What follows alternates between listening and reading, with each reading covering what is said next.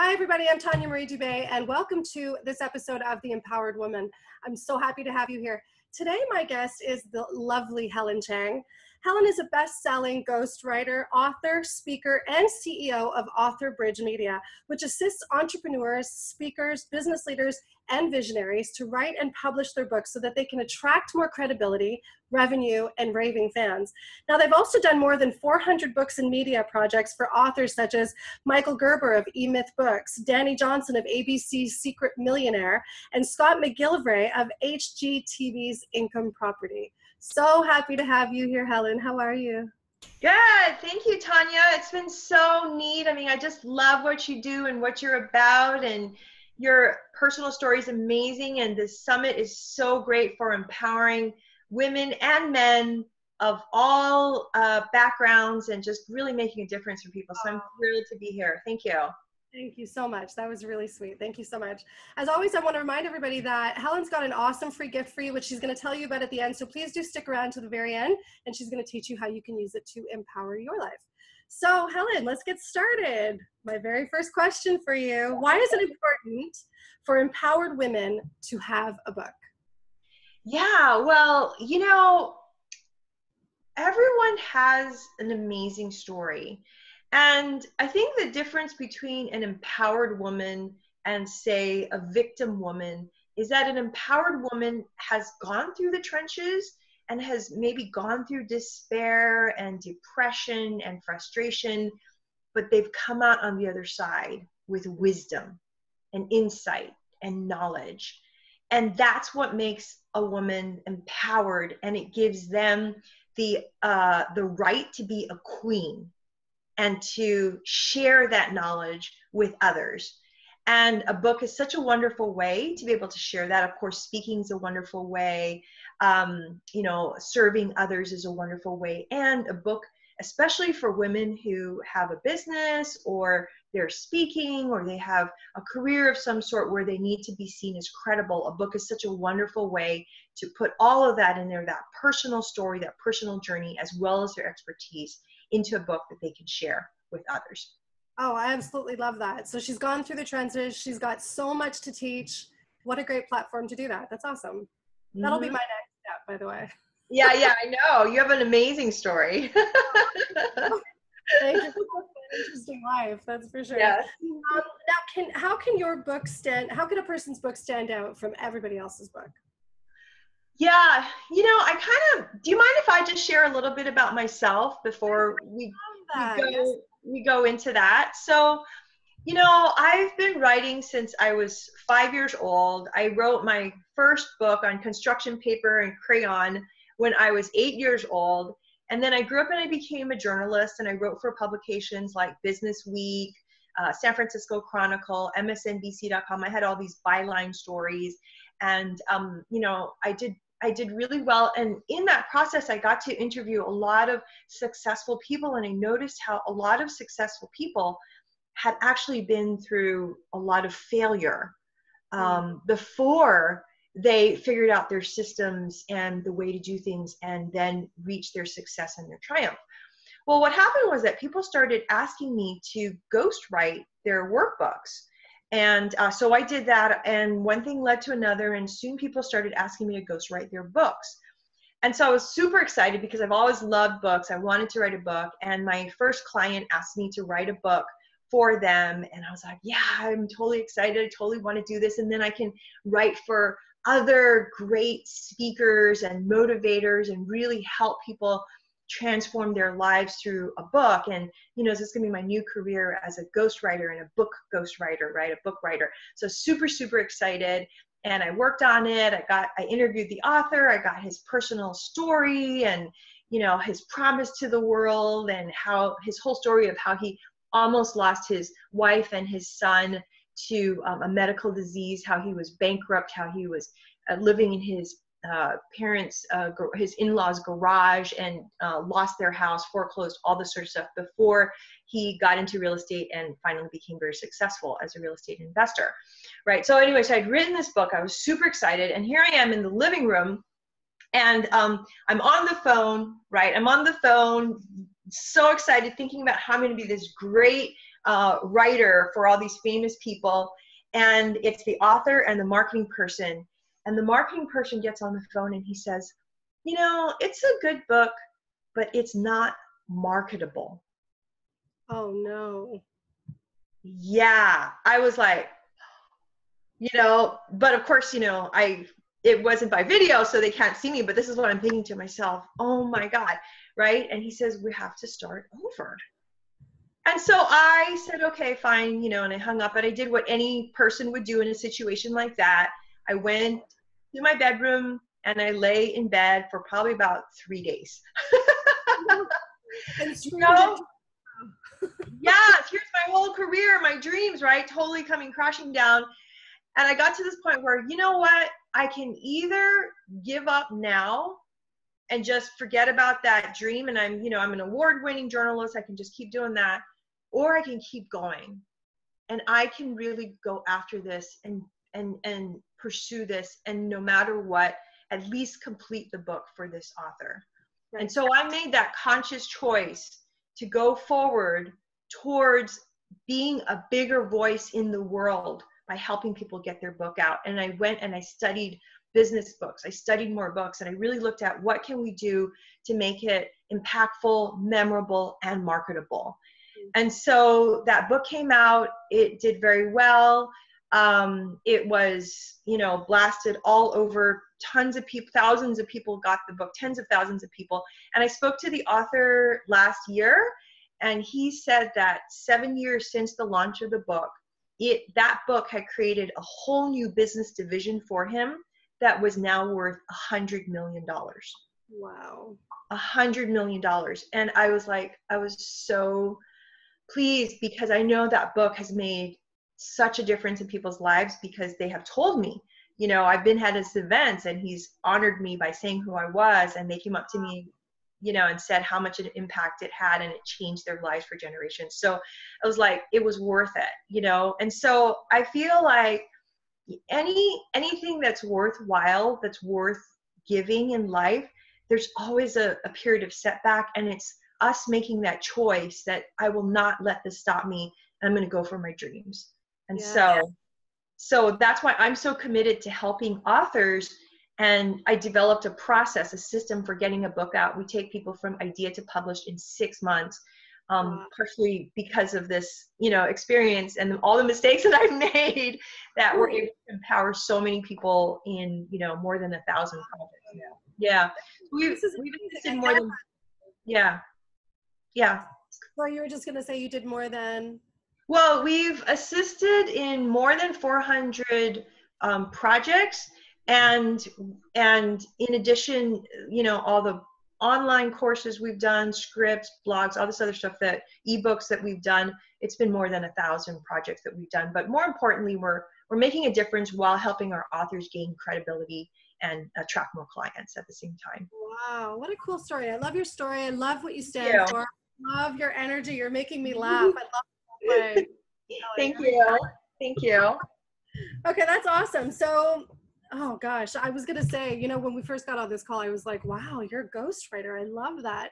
Now I know more about that. That's cool. I really like that. So do you still do ghostwriting yourself, or no? Not so much. I mean, I work with some of my top clients on ghostwriting, but I have a team now. You know, I have a managing editor, and we have systems, we have templates, and we have ways to really make a book sound like the author, so it totally reflects who they are, their voice, their message, their stories, and so on. And I've actually had authors who are writing their own books, and we were coaching them, and they said, Helen, you actually made me sound more like me. You made my voice consistent, you know, as opposed to like academic or, you know, casual, too casual or whatever. Makes it sound, we are able to make them sound really authentic to who they are. So, I love that. Wow. Yeah. Imagine. I love it. So, okay, now let's get back to the other question that I wanted to know. Now that I know, how can we make our books stand out amongst all the other books that are out there? Right. And this is why I'm so glad I got to share my personal story. What I've come to learn is that everyone has a heart message. We have a process for that, and it's a heart message. It's a journey, right? Everyone has a heart message that they've come to share, and that's unique and different for every single person. And every single person's story, their journey is unique. Yes. So I don't care if your book is about real estate investing or about a dental practice or about sales or leadership, that there are millions of books about. Your book is different because it's your heart message and your personal stories. It's your journey. So all the failures that you've been through and the triumphs that you've been through, that's what makes your book different, Wow. right? Yep. Yeah, all your stories are what makes it different. Of course, there's a system in place too, right? You know, you got, you know, maybe you have mindset, maybe you have, you know, find leads, maybe you have, you know, marketing, you have all these different topics, right? Yep. But how you do it is different. Your perspective on it is different. Your insights about it is different. And your personal stories about it is different. That's how you make your book different, you know? Yep, love it. That was my next question for you, is how does a person get their story done? Yeah, so, you know, we have a process where we actually assist authors to write, brand, and publish their books. So in the writing stage, we're creating a blueprint where we pull out that heart message. We discover that unique heart message that the author has and the topics, and that's a 2-hour planning session, but it creates the blueprint for the book. And then in the next stage, what we call it is tell my story, which is your brain dump. Whether you're writing the book yourself or you're having us interview you, we're basically getting it out of your head. All those ideas and experiences that are rolling around, we get them out on paper, right?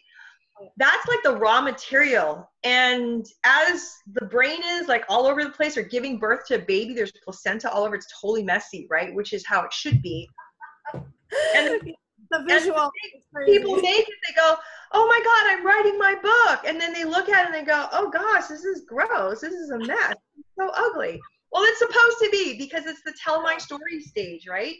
The next stage is the write my book. It's when you clean up all that raw material and you put it into something that is actually for the reader, where the reader goes, ah, you got me. Ah, you know, you understand me.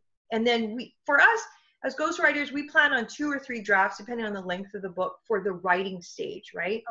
Once that is done, then we do copy editing for spelling and grammar and Chicago Manual of Style. Then we do proofreading. That gets us to a manuscript that people want to read and want to engage in. Okay. Then the branding, we're looking at a cover. I'm just going to give you a couple of examples of books that we've done. For example, here's just a few. So the branding stage is taking that title and creating an awesome cover that is branded for that particular audience. Okay. Yeah, that author and that audience. So for instance, Lee Brown, she's a real estate, she's actually a sales trainer. So her website is pink and gray. Her whole color is this bright pink. She's very bright and very contemporary. So we branded her cover to look that way. So, and Christina Sepian is a healer. So she wanted this very, you know, metaphysical type of look, right? And so we brand it, and that's that brand stage. And here's the key thing about the brand stage. We have 5 steps in that, but one of them is we actually have the author test the title. We brainstorm maybe 100 titles and 30 subtitles, and we have our authors test it with their audience so that they can be sure that it's a title and subtitle that resonates and that's going to sell once the book is out. You know, I have people say to me, oh, I have this title. What do you think about this? I'm kind of like, let's see what your audience thinks. Doesn't matter what I think, right? Yeah. Yeah. The audience is the most published stage. Yeah. Yeah. And then the published stage is where we set the author up with their own publishing company and then get it on Amazon, Kindle, Create Space, you know, printed copies and Audible if they want that. Or if they want to go to a traditional publisher, that's another option that we also work with authors on. But that's basically it. Write, brand, and publish. We have a system. We get our books out in 6 months. So wow, that's incredible. I love it. And I love how passionate you are about what you do. thank This is you. fantastic. How long have you been doing this now? So embarrassing to say, but I ghostwrote my first book in 2007. So Wow. it's been more than 10 years. Yeah, we have our process down. Yeah, we've done, I mean, that's not embarrassing to say. I love the credibility. That's awesome. yeah, that's just a small sample of some of the books that we've done. I mean, we obviously have more, but I only have book space, so. Now tell me, how are your services different from somebody else who does what you do? Well, one is we're very heart-based. So in the Plan My Book session, we're not just saying, okay, what's your topic? Topic number 1, topic number 2. We take the author on a journey. Yes. It's sort of a guided meditation, and it's a journey where we discover their true heart message to the world. And that heart message infuses all of those topics. It creates the rest of the book. So I'll give you an example. Jessica Cox, she's an amazing international speaker. She's a certified pilot. She's a black belt karate, and basically she's an international speaker and motivator, right? She also happens to have been born without arms. That's actually her foot on the pilot handle, and you'll see this is her headshot photo. Good So for she, her. Wow. yeah, and we had dinner together. We went to this fancy Italian restaurant, and she basically used her feet to pick up the fork and eat. Wow. Yeah, so she's incredible. And the thing is that so she wanted her book to be about success and to have the theme of the pilot, and you can see it's all about her, being successful, because that's what her speaking topic is. But when we went through the heart journey, the message that she actually came out with was, have faith in God. Wow. That was her message. That was her heart message, right? So we have this internal heart message. So even though her topics, and she's got all these photos in here, it's really cool.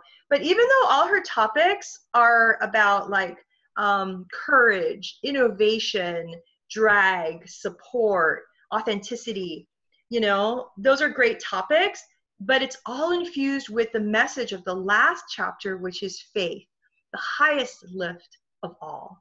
Wow. Yeah. So you can see how we make a book really unique and true to that person's voice and message by getting their heart message and then infusing that into all of the topics, the stories, everything. So that's a unique gift from that particular author to the world. Wow, I like that. I really like that. I love that image. I love the book. I love the whole thing that you just put together there for her. Yeah. Yeah, she's amazing. Yeah. So. Oh my goodness. I wanted to know why do you have to be worthy of a best-selling book? You've said that before. Why do you have to be worthy of a best-selling book? And then I was thinking, when there's so many of us that have really deep stories. We have really deep stories. We come from the trenches. What makes it worthy? That is so great.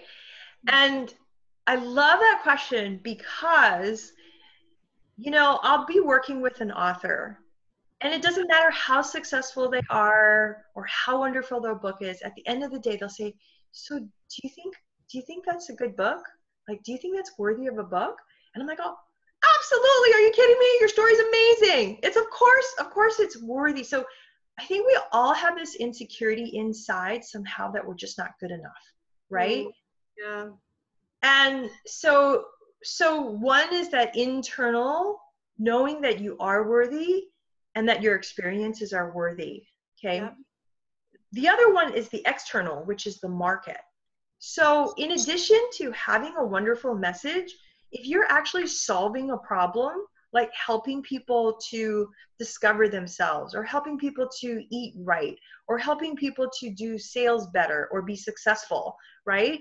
then your book is going to be worthy in the marketplace, right?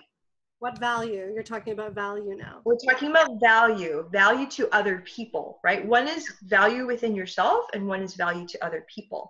That's why a book has to have both the personal stories with the message and the method or the expertise. I'm talking about a nonfiction book, okay? I'm not a memoir. Memoir is a totally different story, right?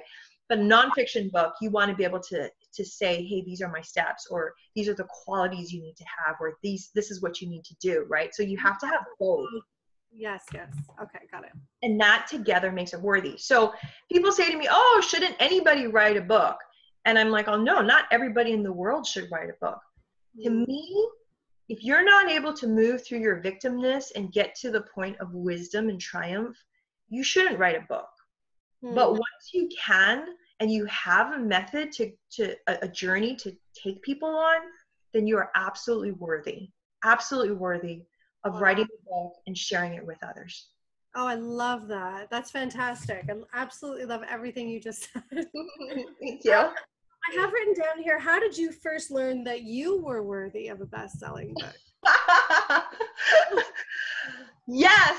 Well, you heard my story about how I had to learn that hard lesson because, when I was lying in that bed and trying to decide, am I going to, go back to what I've been doing, or am I going to move forward and really learn this, and I chose to move forward and grow into the challenge, right? Grow into the challenge, grow into the pain, shall we say, Grow into the opportunity. Yeah, you're growing into the opportunity. You're choosing to the fire. Yes. Yes, exactly. So when I did that, and it was like 3 months later, I came back with the draft, and I sent it over, and here I am back in my living room again on my cell phone, right? I'm going, oh my God, I hope they like this, I really hope they like this. I hope this is gonna work. And the same author is there, and the same marketing manager, and the marketing manager says, yep, this is good. We can take this to print. Wow. I was like, all the words you always wanted to hear. yes. And then after that, I just had so many referrals to write books that I ended up leaving the journalism profession.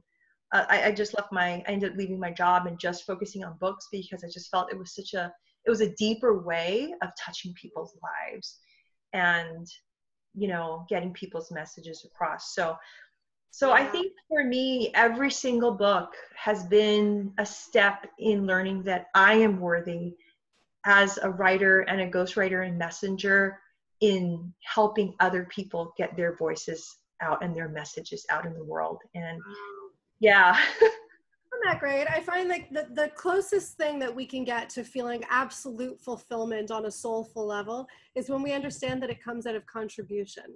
Yes. Right? I love that. Fantastic. And you've given up your entire, you're surrendered to your soul's calling, it seems. Yes. That's so well said. I love the way you said that, Tanya. Surrender to your soul's calling. Ooh, you got to write that down, Tanya. Put it down somewhere, okay? This is what I teach, right? I absolutely love the idea of soul's calling and intuition. Yeah. And that inside voice. It will guide you the right way, for sure. So now, I've got 8 questions that I ask every guest speaker who's come on here, all about what makes you the empowered woman that you are. So you ready for the first question? Yes. What inspires you? Oh my God. The sky, the water, the beautiful greenery around us, connecting with God, meditation, chanting, people's messages, and knowing that I've fulfilled my purpose somehow, right? That I'm on my dharma, on my path. Yeah, that inspires me. I can tell. What can we learn when we fall down? It's not how many times you fall down, it's how many times you get up. So what we learned is why we fell down, and how to avoid it next time. and more importantly, the courage to actually get up and keep. This is my next question. How do you find the spirit to get back up when you've been knocked flat on your rear end? You said it. Surrender. Surrender to the challenge, right? You can't do anything. You just have to surrender and give it to God, really.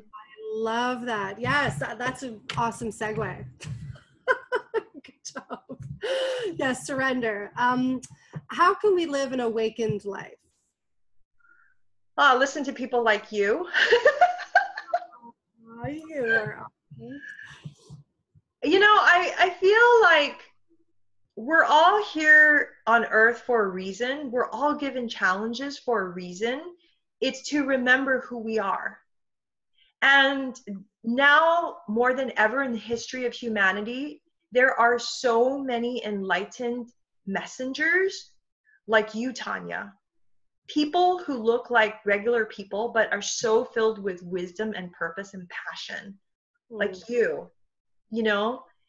And when people listen to you, they're empowered and they're inspired, right? But it's not anything that we don't already know. It's not anything that isn't already in us. But when we listen to messengers like you, we remember who we are, and that's how we become awakened to who we already are. Wow. Well, first of all, thank you so much. That's a very, very, very sweet thing for you to say about me. And I do appreciate that. And I do love that. And I think that through my own story, which, you know, everybody knows a little bit about my story here and there, I have learned that one of the best things that I could ever do is just to completely surrender to the idea that I will be a student of my life for the rest of my existence. And the crazy thing is that in being a student, you are a teacher. You're an example for others. By living your life fully, you become an inspiration to other people. So I'm inspired by you. You know, I'm turned on and jazzed by you. I mean, I listen to Marianne Williamson. I listen to Joel Osteen. I listen to many, His Holiness the Dalai Lama, many speakers. I read the Bible, you know. But also when I listen to you with your amazing story, your quiet voice, I mean, you know, what happened to you when you were 13 and how you made a choice to become more than that. I mean, that's incredible to me. It's so incredible. Wow. Yeah. Thank you. That's very humbling to hear. That's very sweet. Thank you so much. I wanted to ask you now, what is the most difficult decision you've had to make in pursuing your destiny? Oh, that's a great question. What's the most difficult decision I've had to make? I think the decision to go on. Yeah. You know, there have been so many times. I remember there was once in my late 30s or so, or late 30s, early 40s or so, I would say, you know, it's that time when you've made that transition from having accomplished in the world, but you feel like you haven't really done anything. You know, you feel like you've made a career, but you haven't really done anything significant and meaningful in the world. So I was at that place and I was like, God, I'm too young to die, but I'm too old to be fun, shall we say, you know, to think that I have forever, right? You know, it's like I really need to do something with my life now, right? I completely get that. Yeah, right? I mean, like I'd watch television, I'd be like, oh man, that person died in a car accident. Why couldn't it have been me? It was that bad, you know? Yeah, it was that bad, right? And I think it was around that time I went through a divorce, and I was just going through a lot of transition and stuff like that, right? And it's the courage to keep going that's important, right? It's not about, like you see in the movies, like, oh good, I'm gonna go and save the world. Oh, you know, I'm gonna be a Wonder Woman and get the secret, whatever. It's not about that. It's about having the courage to keep going with the day-to-day disappointments that we have of not having met a certain dream that we had as a child, right? But going on. So for me, I think that has been the greatest, or the most difficult decision, is like, you know, you're here for a reason. Keep going. It'll work out, even if Wow. it doesn't feel like it. Isn't that something when we understand that the faith that we need to have in trusting the process is a real thing? When we realize that, it makes the whole thing, the whole journey that much, I don't want to say easier, but easier. You know what I mean? Like it really, like again, the word surrender keeps coming up in my head when we're giving ourselves over to the idea that everything is going to be okay. Yeah. What a relief that is. That's a very liberating state of mind, I think, right?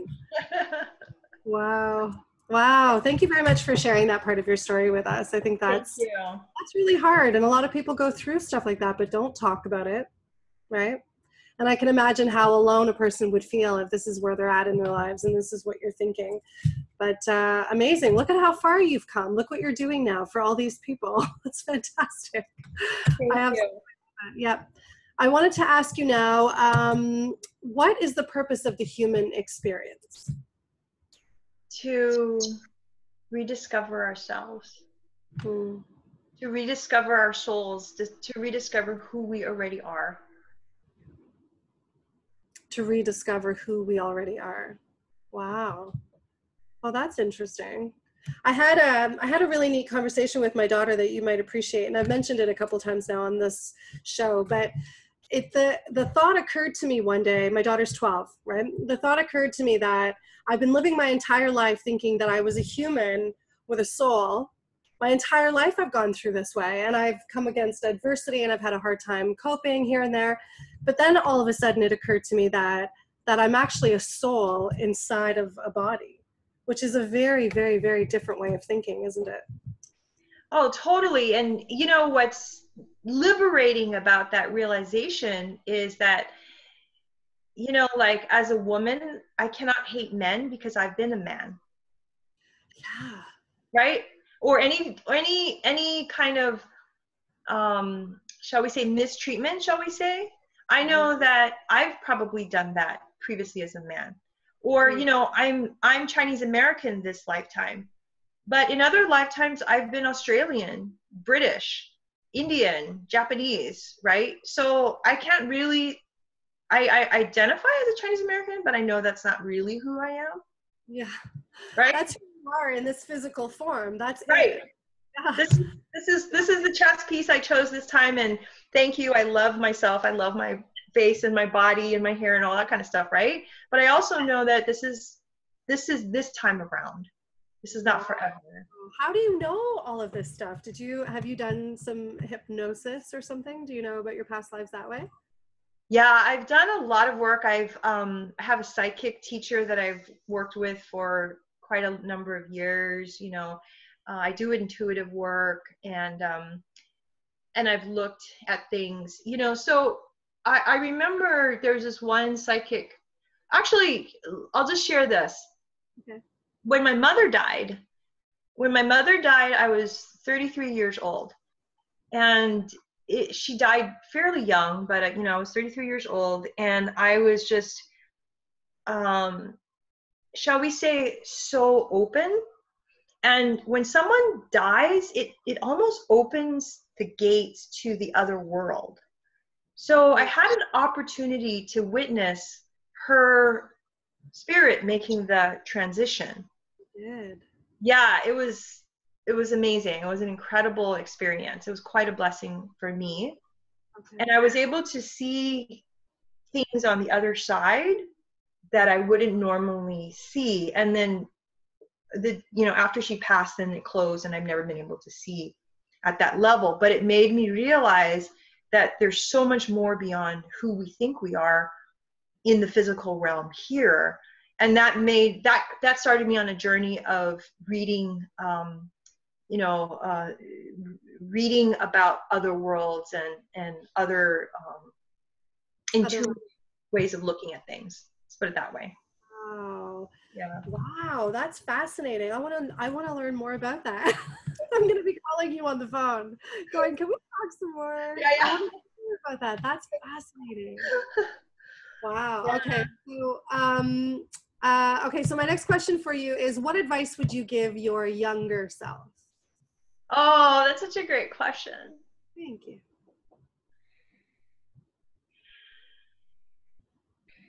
You know, I grew up in a very scholarly but abusive family environment. And I went to bed terrified every night.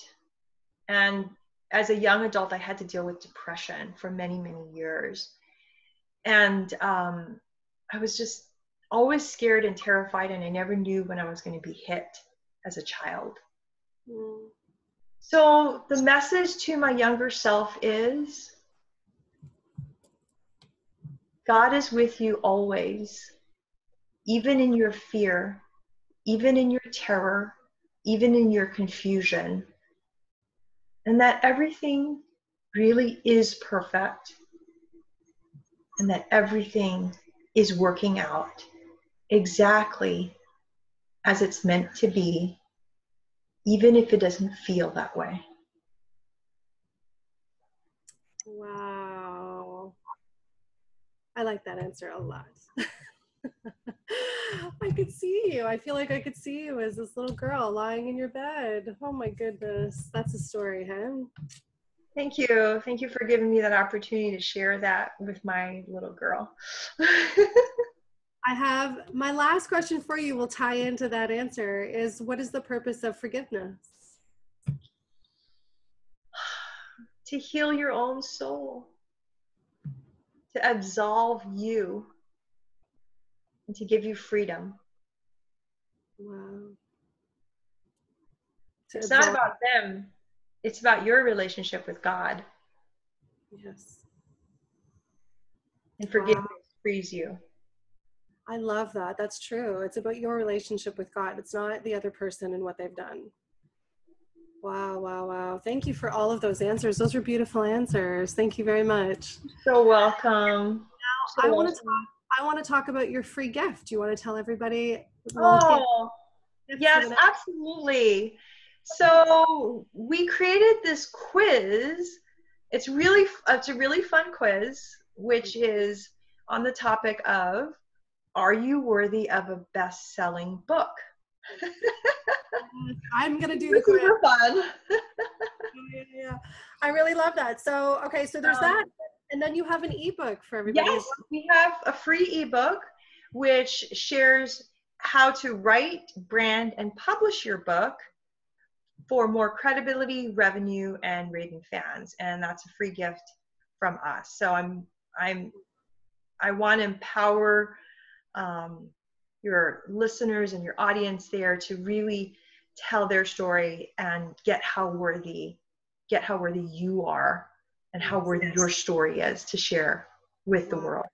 Oh, I love it. And the two of them go so well together. I absolutely love that. Thanks so much for that generous gift. That's awesome. You're welcome. You're welcome. This is the end of our interview. This was absolutely lovely getting to know you. Thank you very much for being so authentic and so open. Thank you. Thank you. And I bless you and honor you on your path and everything that you're doing. And to those of you watching the interview, I bless and honor you in everything that you do and know that you are worthy. Oh, that's awesome. Thank you so much, Helen. I wanted to let everybody know that, as usual, Helen and I would love to know what you think. So if there's some part of this interview that resonates with you, or you feel like you could use some of the advice in some way, or you have before and you've got results, please do hit reply to the email that you got this interview in and let us know. I will pass along everybody's comments to Helen. She would love to hear. I know she would. So thank you, everybody, for being here on The Empowered Woman. This is a place to come to learn how to challenge your fears, how to powerfully live the life you want, and how to step into your influence. So thank you so much, everybody. Thanks again, Helen. Have a great day. Thank you, Tanya. Bye.